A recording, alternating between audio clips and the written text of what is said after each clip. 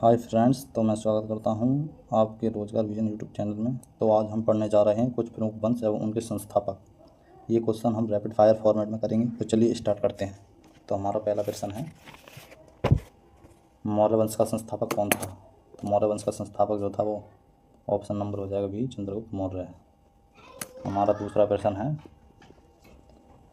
गुप्त वंश का संस्थापक कौन था? तो गुप्त वंश का संस्थापक जो था वो था श्रीगुप्त। तो सही आंसर हो जाएगा ऑप्शन नंबर बी। हमारा तीसरा प्रश्न है, मुगल वंश का संस्थापक कौन था? तो मुगल वंश का संस्थापक जो था वो बाबर था। तो सही आंसर हो जाएगा ऑप्शन नंबर सी, बाबर। हमारा जो नेक्स्ट प्रश्न है वो गुलाम वंश का संस्थापक कौन था? तो गुलाम वंश का संस्थापक जो था वो कुतुबुद्दीन ऐबक है। कुतुबुद्दीन ऐबक, सही आंसर हो जाएगा ऑप्शन नंबर सी। हमारा जो चौथा प्रश्न है वो खिलजी वंश के संस्थापक कौन था? तो खिलजी वंश का संस्थापक जो था वो जलालुद्दीन खिलजी था। तो हमारा सही आंसर हो जाएगा ऑप्शन नंबर बी।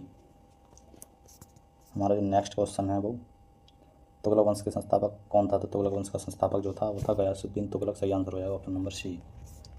हमारा जो नेक्स्ट प्रश्न है वो था लोधी वंश के संस्थापक कौन था? तो लोधी वंश का संस्थापक था खिज्र खां।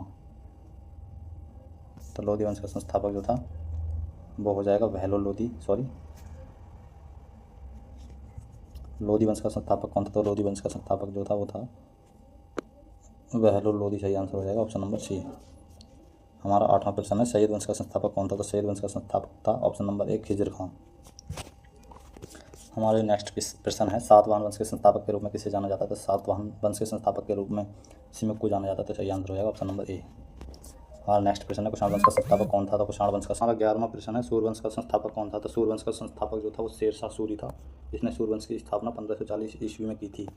हमारा जो 12वां प्रश्न है वो राष्ट्रकूट वंश का संस्थापक कौन था? तो राष्ट्रकूट वंश का संस्थापक जो था वो दंतीदुर्ग था। सही आंसर हो जाएगा ऑप्शन नंबर बी, दंतीदुर्ग ने राष्ट्रकूट वंश की स्थापना 753 ईस्वी में की थी। हमारा नेक्स्ट क्वेश्चन है वो चालुक्य वंश, जिसे हम बादामी वंश कहते हैं, का संस्थापक कौन माना जाता है?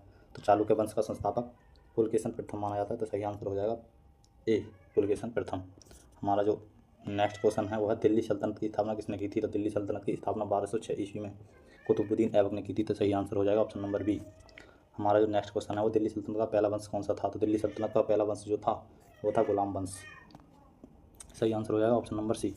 हमारा जो 16वां प्रश्न है वो है, दिल्ली सल्तनत की पहली और एकमात्र महिला शासिका कौन थी? तो दिल्ली सल्तनत की जो पहली महिला शासिका, मुस्लिम शासिका जिसे कहा जाता है, वो थी रजिया सुल्तान। सही आंसर हो जाएगा ऑप्शन नंबर बी। हमारा जो नेक्स्ट प्रश्न है वो चांदी का टका और तावे का जीतल, चांदी का जो टका था और चाबी का जो जीतल था, किसने चलाया था? तो सही आंसर इसका हो जाएगा हमारा इल्तुतमिश ने, जिसने चांदी का टका और तावे का जीतल चलाया था, इल्तुतमिश। ऑप्शन नंबर बी सही आंसर हो जाएगा इसका। चलिए आगे बढ़ते हैं। बाजार नियंत्रण नीति के लिए कौन प्रसिद्ध था? तो बाजार नियंत्रण नीति के लिए अलाउद्दीन खिलजी प्रसिद्ध था। सही आंसर हो जाएगा ऑप्शन नंबर बी।